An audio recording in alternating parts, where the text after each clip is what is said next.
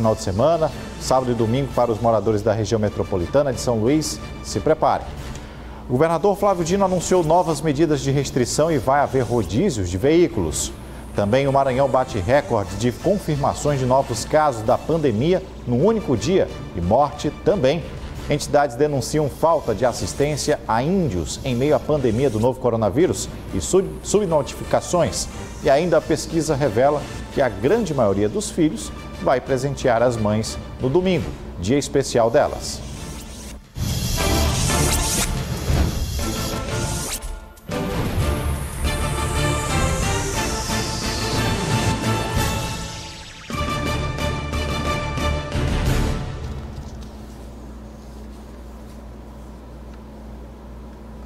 Muito bem, a gente começa com o último boletim divulgado pela Secretaria Estadual de Saúde, a ponto de um recorde do número de novos casos da doença e o número de mortes pelo coronavírus. Foram 520 casos a mais da doença e 25 novos óbitos. Vamos mostrar aqui os dados no nosso telão. Casos confirmados, 5.909. Suspeitos, temos 7.673. Número de casos recuperados, 1.534. E o número de mortes, já temos aí 330 mortes no estado do Maranhão. O número de casos descartados, somam-se 6.539. Bem, hoje nós estamos no quarto dia do lockdown, do bloqueio total das atividades não essenciais. E em entrevista coletiva na manhã de hoje, o governador Flávio Dino anunciou mais medidas de restrições. Aumento no valor da multa para bancos. Estou hoje editando uma medida provisória aumentando a multa para os bancos, uma vez que há, infelizmente, uma resistência dos bancos a cumprirem as normas sanitárias. Essa medida provisória, baseada no Código de Defesa do Consumidor, fixará a multa por agência no valor inicial de R$ 504.612,18. R$ 504.612,18 por agência que não cumpria as normas sanitárias.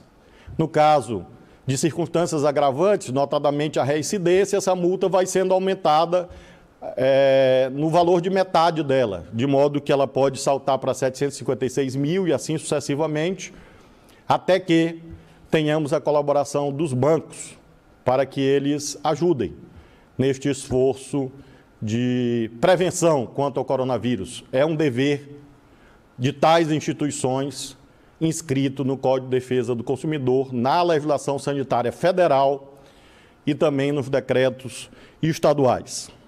Prazo lockdown. Evidentemente, a decisão compete ao Poder Judiciário. Não serei eu a definir se a medida será prorrogada ou não. Lembremos que o magistrado, apreciando a ação do Ministério Público, fixou que essas medidas preventivas extraordinárias vigoram por 10 dias, portanto, até o dia 14. Nós estamos trabalhando com este cenário, ou seja, de que não haja prorrogação. Adiantamento do feriado. E por isso, considerando que 14 é uma quinta-feira, resolvi decretar feriado na sexta-feira, para que haja a semana inteira esse regime preventivo. Creio ser esse o último esforço que nós precisamos fazer juntos. Eu estou antecipando o feriado de 28 de julho, a data alusiva à adesão do Maranhão à independência. O 28 de julho, claro, continua como data solene do nosso estado, será ali comemorada. Mas não será feriado 28 de julho, porque eu estou antecipando esse feriado para o dia 15, sexta-feira. E neste dia vou manter a restrição de entrada e saída da ilha, seja por ferryboat, seja pela BR-135, para que exatamente não haja o efeito de feriadão e as pessoas viajem, infelizmente, muitas vezes, levando o coronavírus para outras cidades, outros povoados do Maranhão. Rodízio de veículos. Nós vamos seguir o exemplo da Prefeitura Municipal de São Paulo e vamos fazer pela primeira vez nesses 4 municípios a experiência com rodízio de placas de veículos. Então, na segunda-feira, dia 11, neste dia, na ilha de São Luís, circularão apenas os veículos particulares com placas ímpares. Na quarta-feira, é dia 13, do mesmo modo. Circularão nos 4 municípios da ilha apenas os veículos com placas ímpares. Apenas por esses 2 dias. Exceção, claro, aos profissionais de saúde, dos serviços essenciais, também táxis, motoristas de aplicativos não serão alcançados pelo rodízio. Mas os veículos particulares, sim. Então, se programem, se organizem. Segunda e quarta, placas ímpares irão circular. Terça e quinta, placas pares. E com isso nós teremos também uma redução dos veículos particulares circulando. Faremos esse esforço segunda, terça, quarta, quinta, sexta, feriado, sábado e domingo novamente. E aí nós vamos, se Deus quiser, preparar a retomada das atividades comerciais e de serviços. Escolas ainda não, porque ficaram para o mês de junho. Retomada do comércio. Mas eu autorizei o secretário Simplício Araújo, o secretário Francisco Gonçalves, o secretário Marcelo Tavares, nos termos de decreto que editei, a realizarem consultas a segmentos empresariais, econômicos, sociais, sindicais, sobre as novas normas sanitárias que editaremos a partir do dia 20. Porém, com a retomada progressiva de todas as atividades comerciais e de serviços. Progressiva, passo a passo, com protocolos e, sobretudo, com normas sanitárias. E como o governador Flávio Dino disse na entrevista, após essa fase do bloqueio total, vai ser discutida uma retomada do comércio local de forma gradual. Isso é um desejo da classe empresarial diante dessa crise econômica causada pela pandemia do novo coronavírus. Só para se ter uma ideia, mais de 6 mil pessoas aqui no Maranhão já deram entrada no seguro-desemprego. A pandemia do novo coronavírus coloca no debate 2 pautas necessárias, a saúde e a economia. Por conta da velocidade de contaminação da Covid-19, o isolamento social foi a medida emergencial adotada em vários lugares do planeta. E a balança pesou para o lado da economia. Empresas fechadas e muita gente perdendo o emprego. No Maranhão, até agora, mais de 6 mil pessoas deram entrada no seguro-desemprego. A região metropolitana está em pleno sistema de lockdown, mas a Secretaria de Indústria e Comércio estabelece previsão de diálogo com classe empresarial. Com relação a voltar à normalidade, o decreto do governador sobre o lockdown, que normaliza o lockdown que foi instituído pela Justiça, ele traz no seu artigo 10º já a previsão de um diálogo muito franco com as entidades empresariais, com as empresas, com os segmentos econômicos e com a classe trabalhadora, para que a gente possa montar protocolos e daqui a pouquinho a gente poder pensar, quem sabe, em retomar a normalidade do comércio. Na avaliação do economista, a pandemia gera crises de 3 naturezas diferentes. A economia é uma delas. Para ele, a saída do isolamento social será lenta.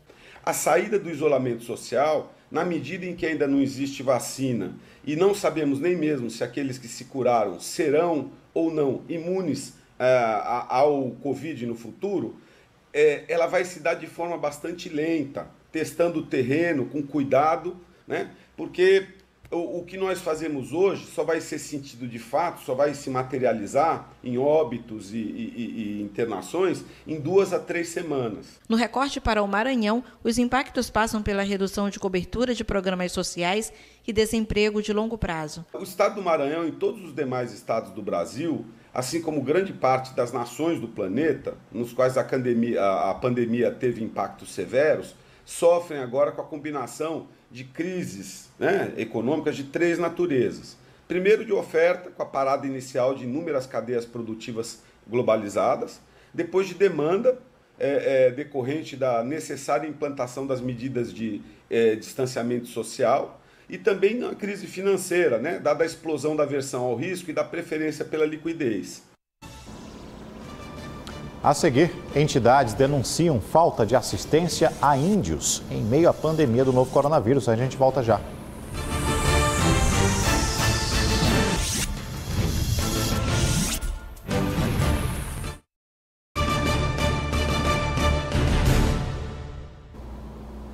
Já de volta, e a Marinha informou hoje que já foram retiradas mais de 40 mil toneladas de minério de ferro do navio mercante Stellar Banner, que está encalhado na costa maranhense há quase 3 meses, depois de uma manobra para evitar um naufrágio. 2 outros navios operam em revezamento para retirar e descartar o material de forma segura. Ainda está prevista a remoção de 100 mil toneladas de minério de ferro para dar início à fase de reflutuação dessa embarcação.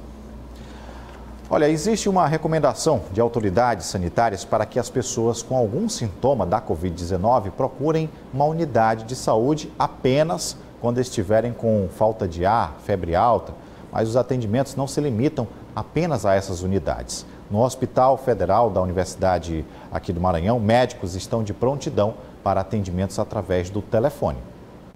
Demorou coisa de 3 dias, basicamente, eu comecei a sentir os sintomas.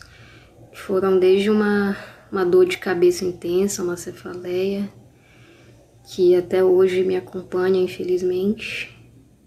Não na mesma intensidade, porque eu já estou no 10º dia, mas ainda é persistente, né? O relato é da estudante Suzana Coimbra, que enfrenta o 10º dia de luta contra a Covid-19. Ela conta como foi contaminada.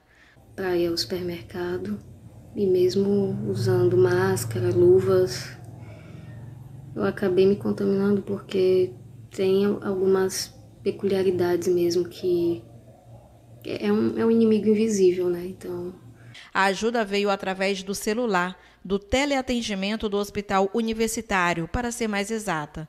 Isso é fundamental também para a gente não estar superlotando, né, as unidades de saúde. O serviço foi idealizado desde que a Organização Mundial de Saúde declarou o novo coronavírus como pandemia mundial. Está disponível no número 2109-5597. Com apenas 7 dias da parceria entre a UFMA e a Secretaria de Saúde de São Luís, o serviço já conta com 700 atendimentos. Com 58 pacientes apenas que foram encaminhados para unidades de pronto atendimento. Isso nos coloca que mais de 90% das pessoas que estão sendo orientadas através da teleorientação pelo telefone permanecem em seus domicílios, tendo todos os esclarecimentos solucionados por nós. As consultas são feitas por acadêmicos voluntários e profissionais. O foco é reduzir a busca por atendimento presencial nas unidades de saúde. Nós precisamos desafogar o sistema de saúde e, de fato, quem precisa ir para o hospital, ir. E quem pode ficar em casa sendo medicado, tratado e evoluído, que fique nas suas residências no seu conforto domiciliar. É o que fez a Suzana, que se apega à gratidão pelo trabalho destes profissionais e à esperança de reencontrar a família e amigos. Gente, eu estou muito cansada, mas eu queria registrar minha gratidão. E hoje o que me move é a vontade de reencontrar meus amigos, minha família, meus professores. Olha, esse assunto que merece atenção. O Maranhão é o estado que mais possui casos de conflitos indígenas no Brasil. E agora, a nova preocupação das entidades de proteção é em relação à transmissão do coronavírus. As comunidades não estão recebendo assistência e ainda existe a denúncia de subnotificação da doença nas aldeias. Até o momento foram registrados 8 casos suspeitos da Covid-19 e 1 caso confirmado. Ruas com o menor movimento de carros. Na ilha de São Luís, o lockdown. Apenas serviços essenciais estão funcionando. São medidas emergenciais para conter a disseminação do novo coronavírus diante da situação no setor de saúde, que caminha para o colapso. E o povo que vive em aldeias distantes dos centros urbanos, os indígenas. Segundo o último levantamento feito pela plataforma socioambiental.com, até o dia 7 de maio, quinta-feira, eram 176 casos confirmados da doença entre os índios no Brasil, com 14 óbitos. Mas outra informação chama a atenção também, além dos números no site da organização não governamental, que não há um monitoramento oficial desses casos. Descaso que se repete em vários cantos do país. Na tradicional aldeia Tremembé da Raposa, no Maranhão, o pedido de socorro para assistência de atenção à saúde especializada. Eu venho solicitar às autoridades, aos órgãos competentes, que assistam devidamente a nós, povos indígenas. Seja nós que estejamos em situação aqui urbana e que nos tratam como índios urbanos, e aqui eu digo que eu não sou índia urbana, eu sou Tremembé. E eu quero dizer a vocês que, enquanto nós, povo aqui, Tremembé, nós estamos passando por fragilidade, bem como os outros indígenas do estado do Maranhão. No estado, é o Conselho Indigenista Missionário do Maranhão, órgão vinculado à Conferência Nacional dos Bispos do Brasil, que faz o acolhimento dos dados. Segundo o CIMI, são 8 casos suspeitos, com um confirmado, sem óbitos até esta sexta-feira, 8 de maio. A preocupação do Conselho é que ainda não há um plano de contingência para combater a contaminação e tratar os pacientes com vírus, além do risco aumentado de transmissão com as constantes invasões às terras indígenas no estado. Os povos indígenas são os mais vulneráveis, né? E precisam de um acompanhamento específico, né? Que infelizmente não está acontecendo, né? Lamentamos porque o Distrito Sanitário Especial de Saúde Indígena ainda não apresentou nenhum plano de contingência, né, do coronavírus para os territórios indígenas, para os povos indígenas. Né? Os povos indígenas também não têm nenhum ponto de referência, né, caso sejam infectados, né, ou seja, um hospital de campanha, né, porque, ao nosso ver, é necessário que isso seja feito. Também é importante que se faça a proteção dos territórios, porque os não indígenas continuam invadindo os territórios e se teme que eles levem o vírus para dentro das aldeias indígenas. A Comissão de Direitos Humanos da OAB do Maranhão chama a atenção para a importância de união entre as instituições que lutam pela implementação das políticas públicas entre os povos indígenas, como a Fundação Nacional do Índio, a FUNAI, e o Conselho Indigenista Missionário. A fragilidade na relação entre os órgãos pode prejudicar a assistência em saúde e o desenvolvimento sustentável. Para atuar com povos que muitas vezes vivem em locais distantes, de difícil acesso, nós temos que destacar que nós temos inclusive povos isolados aqui no Maranhão, como os Auaguajá. Nós precisamos que a União, através do Departamento de Saúde Indígena e através da própria FUNAI, fizesse um trabalho de articulação e de parcerias com o Estado e com as prefeituras municipais, para poder fazer esses atendimentos e a realização mesmo de testes e medicação para pessoas que estão com suspeita ou já com a comprovação da Covid-19.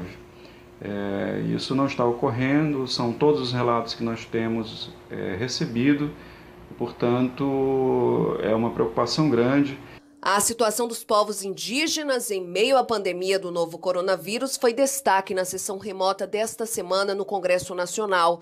A senadora Elisiane Gama, do Cidadania, alertou sobre o risco de contaminação nas aldeias e cobrou do governo federal medidas urgentes para atender essas comunidades.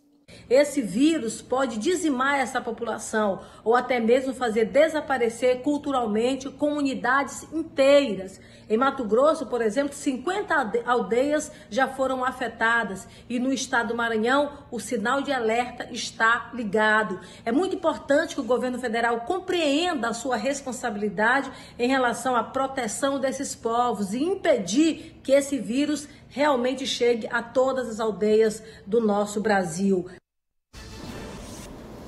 Olha, a nossa produção tentou contato com a coordenação regional da FUNAI aqui no Maranhão, mas não tivemos respostas até o final da edição do nosso jornal. No próximo bloco, vamos falar aqui de uma situação, uma denúncia feita pelo Sindicato dos Bancários de que há funcionários possivelmente contaminados trabalhando nas agências. A gente volta já.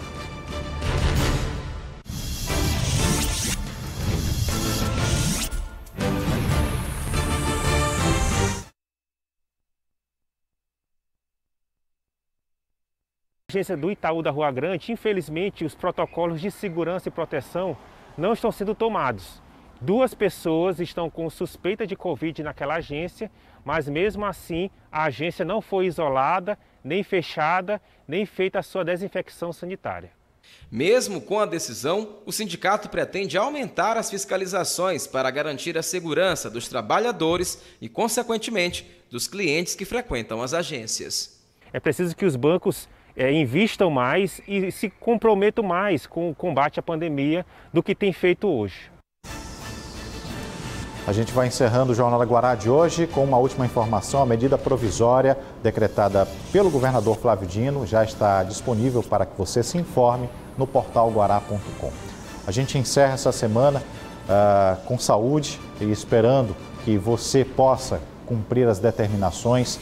Cumprindo as determinações, você também vai estar salvando vidas. Um bom final de semana, feliz Dia das Mães, já que nesse domingo é um dia especial. Até segunda-feira.